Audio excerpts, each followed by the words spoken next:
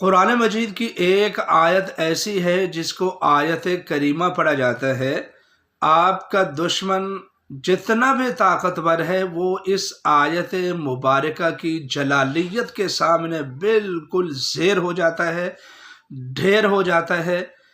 یہاں ہمارے قریب میں ہی چند خواتین میرے پاس آئیں کہ ان کے دشمن نے ان کا جینا حرام کیا ہوا تھا، تو اسی ہفتے میں نے ان کو یہ آیت مبارکہ جس کو آیت کریمہ کہتے ہیں، حضرت یونس علیہ السلام والی دعا بتا دی۔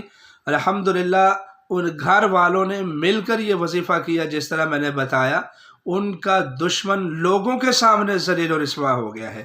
تو اس لیے اگر آپ کا دشمن ہے کوئی جس نے آپ کا جینا دبر کیا ہوا ہے، جس نے آپ کو دنیا کے سامنے ذلیل و رسوا کر دیا ہے، تو پھر آپ آیت کریمہ کو یاد کر لیں۔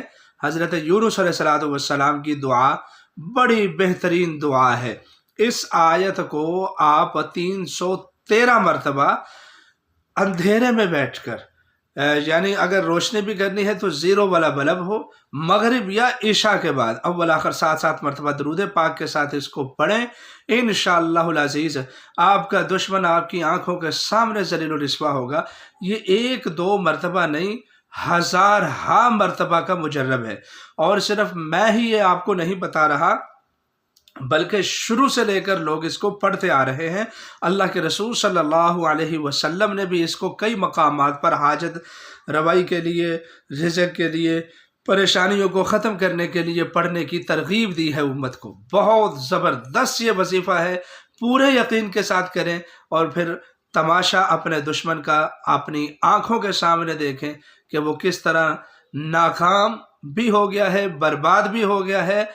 یعنی پرانے زمانے میں لوگ کہتے ہیں کہ فلانے نو اپنی پیجے، اس کو اپنی پڑ جائے گی، اس کو آپ کی طرف دیکھنے کی ضرورت بھی نہیں رہے گی، اس قدر یہ مجرب ہے۔ پورے یقین کے ساتھ کیجیے اور فائدہ اٹھائیے۔ آپ اگر روحانی مسائل میں گرفتار ہیں اور آپ جادو جنات میں مبتلا ہیں، اور اس طرح کے روحانی اور جسمانی مسائل کے لیے اور ان کے علاج، معالجے اور تشخیص کے لیے آپ ہمارے ساتھ رابطہ فرما سکتے ہیں۔ اللہ آپ کا حامی و ناصر ہو۔